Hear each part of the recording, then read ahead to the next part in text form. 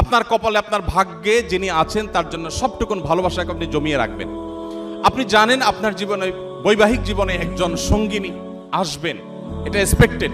কিন্তু আপনি এখন থেকে যদি কোথাও প্রেমের নামে অবৈধ সম্পর্ক করেন, অবৈধ রিলেশন করেন, হারাম সম্পর্ক স্থাপন করেন, তাহলে দিন শেষে আপনি কিন্তু আপনার সেই হবু স্ত্রীর সাথে বিশ্বাসঘাতকতা করলেন। একজন নারী হিসাবে আপনি যদি কোনো ছেলের সাথে অবৈধ সম্পর্ক করেন জাস্ট সময় কাটানোর জন্য, জাস্ট টাইম পাস করার জন্য, তাহলে আপনি আপনার সেই হবু স্বামীর সাথে বেঈমানি করলেন, আপনি তার সাথে বিশ্বাসঘাতকতা করলেন।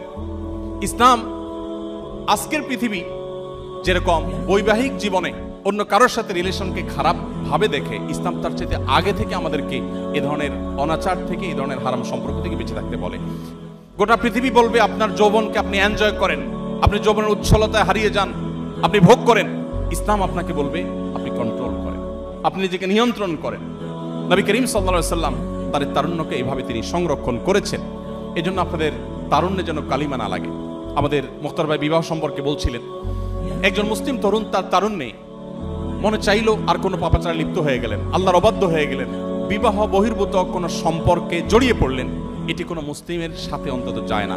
পৃথিবী মানুষের চরিত্রের ব্যাপারে, বিশেষ করে কোনো মানুষ বিবাহিত লাইফে থাকলে, তিনি যুগলবন্দি জীবনে থাকলে অন্য কারোর সাথে সম্পর্ক রাখাটাকে গোটা পৃথিবীর সকল সমাজ খারাপ মনে করে। এটাকে মনে করা হয় নীতিহীনতা, যে তুমি একজন স্ত্রী থাকা সত্ত্বেও আরেক নারীর প্রতি কেন আসক্ত, স্বামী থাকা সত্ত্বেও আরেক পুরুষের প্রতি কেন আসক্ত, এটাকে গোটা পৃথিবীর মানুষ দোষের বিষয় মনে করে। নবী করিম সাল্লাল্লাহু আলাইহি ওয়াসাল্লাম যে জীবন দর্শন আমাদেরকে দিয়ে গেছেন সেটা এর চাইতে আরো কয়েক ধাপ এগিয়ে। সেটা হলো আল্লাহ আপনাকে যে তারুণ্য দিয়েছেন, এ তারুণ্যের সবটুকুন ভালোবাসা আপনি জমিয়ে রাখবেন আপনার সে জীবন সঙ্গিনীর জন্য।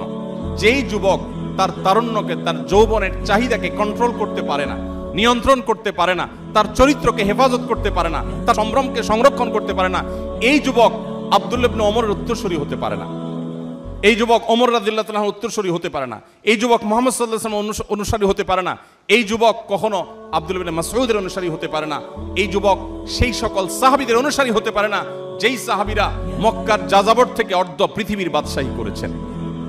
আপনি তাদের অনুসারী, তাদের সেই নবীর উম্মত যে নবী তার যৌবনকে হেফাজত করেছেন এবং হেফাজত রাখতে বলেছেন। অতএব এই সংগ্রামে আমাদেরকে জিততে হবে এবং জয়ী হতে হবে। আল্লাহ তাআলা আমাদের সবাইকে সেই তৌফিক দান করুন।